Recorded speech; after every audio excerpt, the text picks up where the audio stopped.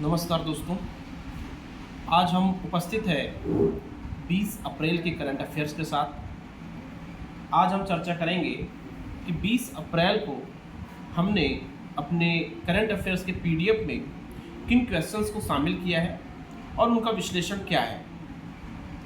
सबसे पहले हमने जो क्वेश्चन शामिल किया है वो बैंक ऑफ बड़ौदा से संबंधित है और बैंक ऑफ बड़ौदा का ऐप है जिसका नाम है world app, bank of Baroda world app. और उस bank of Baroda world app को आरबीआई ने बैन कर दिया है। ये कहीं ना कहीं जो बैन किया गया है नागरिकों को साइबर सुरक्षा संबंधित पहल के अंतर्गत किया गया है, क्योंकि बड़ी मात्रा में देखने को मिला है कि धोखाधड़ी होती है और बैंकिंग फ्रॉड देखने को मिलते हैं। तो उसमें कहीं ना कहीं अनियमितता पाई गई, जिसके कारण बैंक ऑफ बड़ौदा का वर्ल्ड ऐप बैन कर दिया गया है।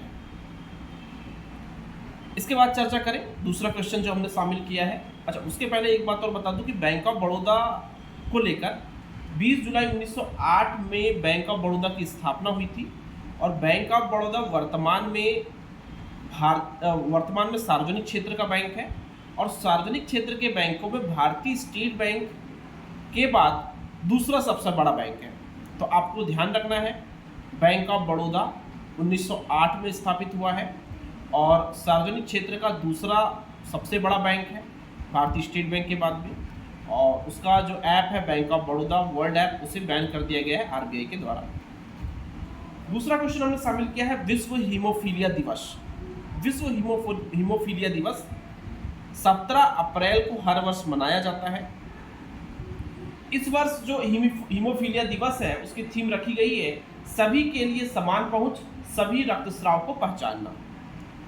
चूंकि आप जानते हैं हीमोफीलिया जो है वो रक्तस्राव से जनित एक समस्या है और इसके अंतर्गत रक्त का थक्का नहीं जमता है। रक्तस्राव हीमोफीलिया से पीड़ित मरीज को रक्तस्राव निरंतर देखने को मिलता है। तो उसी से संबंधित थीम है सभी के लिए समान पहुंच, सभी रक्तस्राव को पहचानना कि किस प्रकार से रक्तस्राव हो रहा है। ये इसका विषय है, ये इसकी थीम है इस वर्ष की 2024 की। 1989 से रक्तस्राव को लेकर विश्व हीमोफीलिया दिवस मनाया जा रहा है और कहीं ना कहीं इसका उद्देश्य रक्तस्राव से संबंधित जागरूकता पैदा करना इस दिवस मनाने का उद्देश्य है। तो आपको ध्यान रखना है 17 अप्रैल विश्व हीमोफीलिया दिवस। क्वेश्चन नंबर 3 के साथ जाते हैं।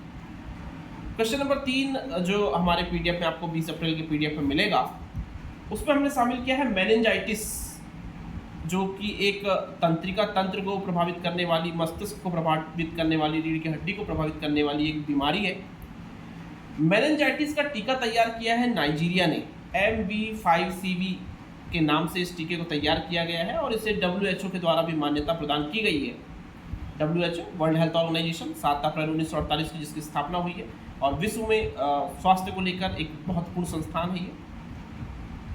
मेनिंगोकोकस बैक्टीरिया, एक बैक्टीरिया का नाम आप स्पेशली ध्यान रखेंगे। मेनिंगोकोकस बैक्टीरिया के कारण मेनिंजाइटिस रोग होता है।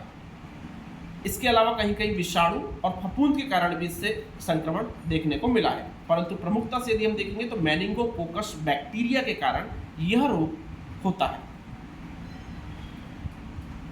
आगे बात करते हैं अगले क्वेश्चन के साथ। Question number 4।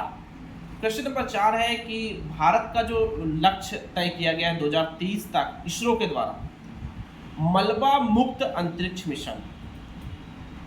आप देख रहे हैं कि इसरो लगातार पिछले 50-60 वर्षों में कंटिन्यूअसली एक बेहतर प्रदर्शन किया है और विश्व में अंतरिक्ष के क्षेत्र में अपने आप को और भारत को स्वयं को बहुत अच्छे तरीके से स्थापित किया है। 1969 में इसरो की स्थापना हुई थी, माफ कीजिएगा 1967 में इसरो की स्थापना हुई थी।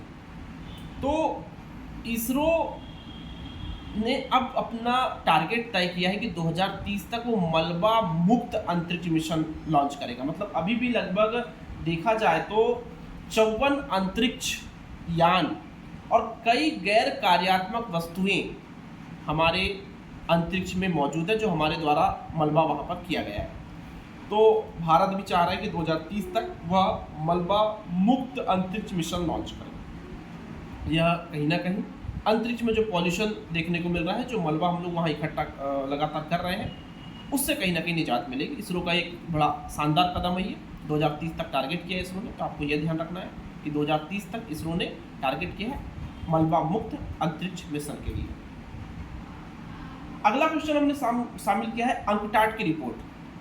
अंकटाड ने रिपोर्ट जारी किया है और उसमें अंकटाड ने कहा है कि भारत की जो अर्थव्यवस्था है 2024 में 6.5% की ग्रोथ रेट दर्ज करेगा, ऐसा अंकटाड का मानना है। अंकटाड को लेकर यदि मैं बात करूं तो व्यापार और विकास पर संयुक्त राष्ट्र का एक सम्मेलन है अंकटाड, जो हम ये कह सकते हैं कि 1964 से प्रारंभ हुआ है।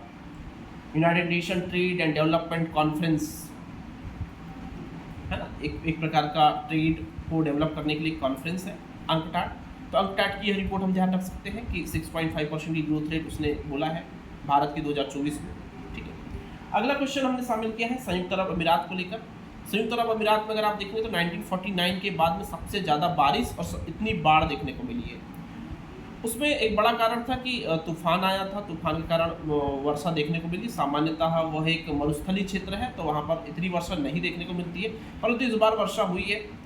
और ड्रेनेज सिस्टम इतना अच्छे तरीके से तैयार नहीं था कि जो बरसात का पानी आए तो उसे आसानी से शहर से बाहर निकाल दिया जाए, तो जिसके कारण एक बड़ी बाढ़ देखने को मिली यूएई में, बहुत समस्या देखने को मिली यूएई में। तो ये 1949 के बाद में, 1949 के बाद में इतनी बड़ी बाढ़ पहली बार देखी गई है यूएई में, संयुक्त अरब अमीरात में। तो आपको यह भी विशेषता ध्यान रखना है।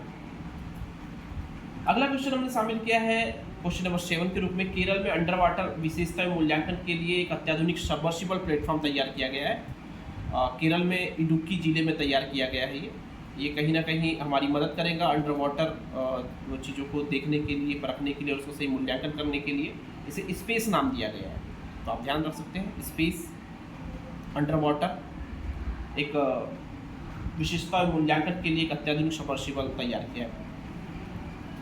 अगला क्वेश्चन है विश्व आर्थिक मंच से रिलेटेड।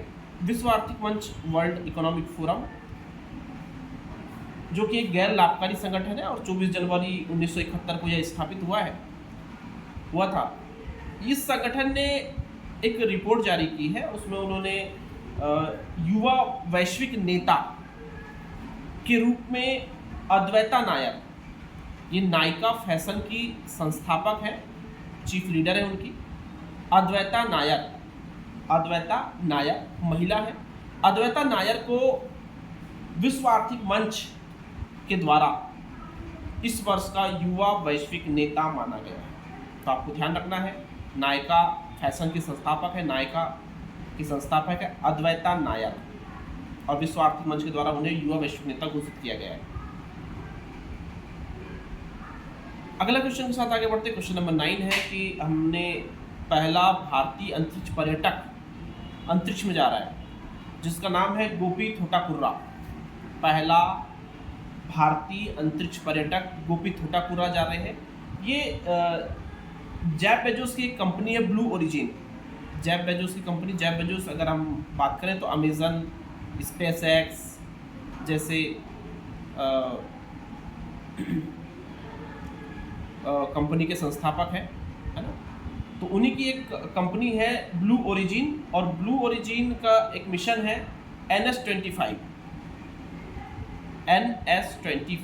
ब्लू ओरिजिन का मिशन है NS-25, और इस NS-25 मिशन के अंतर्गत जो 6 सदस्य तय किए गए हैं उसमें गोपी थोटाकुर्रा का भी नाम है। तो ये पहले भारतीय अंतरिक्ष पर्यटक हो जाएंगे। इसके पहले अगर हम बात करें तो राकेश शर्मा 1984 में अंतरिक्ष की सैर कर चुके हैं। 1984 में 1984 में राकेश शर्मा अंतरिक्ष की सैर कर चुके हैं। तो ये था आज का करंट अफेयर्स। मिलेंगे हम लोग नए चर्चा के साथ, नए करंट अफेयर्स के साथ और भी नए सामान्य ज्ञान के वीडियो के साथ। तब तक के लिए धन्यवाद, नमस्कार।